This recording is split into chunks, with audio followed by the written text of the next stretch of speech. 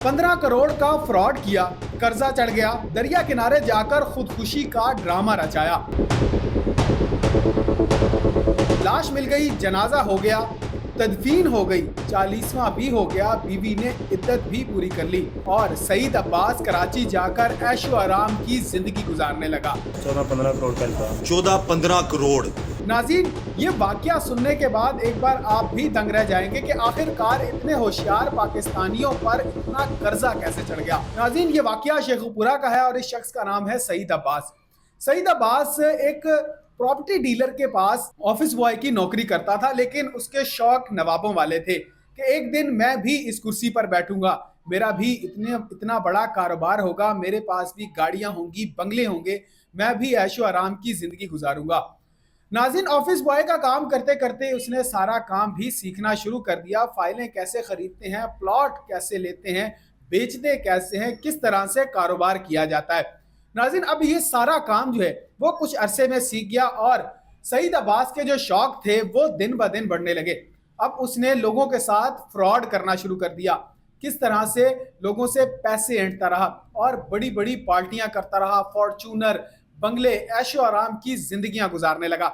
अब नाज़रीन, आहिस्ता आहिस्ता जब उसने देखा कि हालात डाउन हो रहे हैं और जो लोग थे जिनसे वो पैसे ले चुका था, यानी कि थोड़े थोड़े करते हुए भी तकरीबन 15 करोड़ रुपए का कर्जा जो है वो उसके सर चढ़ चुका था। अब इसने आहिस्ता आहिस्ता देखा कि मेरे पास तो पैसे खत्म हो रहे हैं, हालात बिगड़ना शुरू हो गए, तंग दस्ती जो है वो सर पर आ खड़ी हुई। तो कर्जा ना देने के लिए उसने एक मंसूबा बनाया। अब सईद अब्बास के जहन में, उसके शातिर जहन में एक मंसूबा तैयार होना शुरू हो गया। वो करता कुछ यूं है कि अपनी गाड़ी में बैठता है और दरिया किनारे चला जाता है। दरिया किनारे जाने के बाद वो एक वीडियो बनाता है कि मुझ पर 15 करोड़ रुपए का कर्जा है जो मैं नहीं चुका सकता और मुझे इसका आखिरी हल सिर्फ ये नजर आ रहा है कि मैं यहाँ से कूद कर खुदकुशी कर लूँ। अब यहाँ पर वीडियो बंद होती है और वो अपना मोबाइल और गाड़ी की चाबी गाड़ी में रख कर, लगता तो यूं है बज़ाहिर कि उसने दरिया में छलांग लगा दी, लेकिन वो छलांग लगाने के बजाय कराची रवाना हो गया।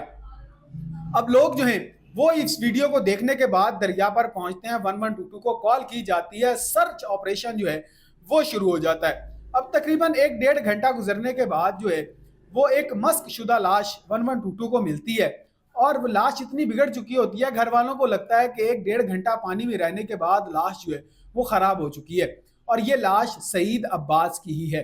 अब लोग जो है वो उसके घर वाले उसका जनाजा अदा करते हैं। जनाजा अदा करने के बाद तदफीन हो जाती है, 40वां हो जाता है, बीवी की इद्दत पूरी हो जाती है और सईद अब्बास जो है वो कराची में अय्याशियां कर रहा होता है। इस वाक्य को तकरीबन 2.5 से 3 माह गुजरते हैं तो सईद अब्बास सोचता है कि क्यों ना मैं अपनी बीवी को कॉल करके बता दूं कि मैं जिंदा हूं और कराची में पैसे इकट्ठे कर रहा हूं। नाज़रीन, वो अपनी बीवी को कॉल करता है और बताता है कि मैं जिंदा हूं और 15 करोड़ रुपए इकट्ठे कर रहा हूं। बीवी ये सुनकर अचानक दंग रह जाती है कि आखिर मेरा शौहर जिंदा कैसे है। नाज़रीन, वो अपने घर वालों को बताती है और तो ससुराल वाले सईद अब्बास को फोन करते हैं और कहते हैं कि तुम हमारी बेटी को तलाक दो। वो सईद अब्बास से तलाक लेते हैं और अपनी बेटी को घर ले आते हैं, लेकिन उसकी सईद अब्बास की एक बेटी भी होती है जो उसके घर पर ही होती है। नाज़रीन, अब ये सारा फ्रॉड जिन लोगों के साथ वो करता है सब मान लेते हैं कि सईद अब्बास ने खुदकुशी कर ली है, वो मर चुका है, लेकिन उनमें से एक शख्स होता है जिसको ये यकीन नहीं आता कि वाकई सईद अब्बास मर चुका है। वो डीपीओ शेखुपुरा के पास जाता है और उसे सारा मामला सुनाता है। वहीं पर कहीं डीपीओ को भी शक होता है कि नहीं, ये नहीं मरा, तो टीमें तश्कील दी जाती हैं और इसकी तहकीकात शुरू की जाती है।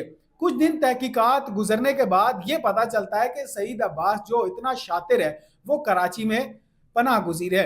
वो उसे गिरफ्तार करते हैं। गिरफ्तार करने के बाद उससे तफ्तीश की जाती है तो वो इस तफ्तीश में बताता है कि मेरे पास इतनी बड़ी रकम नहीं थी कि मैं वापस कर सकूं, मैंने ये सारा ड्रामा रचाया कि मैं इस कर्जे से बच जाऊंगा और बचकर जो है वो इस सारी रकम को हासिल करूंगा।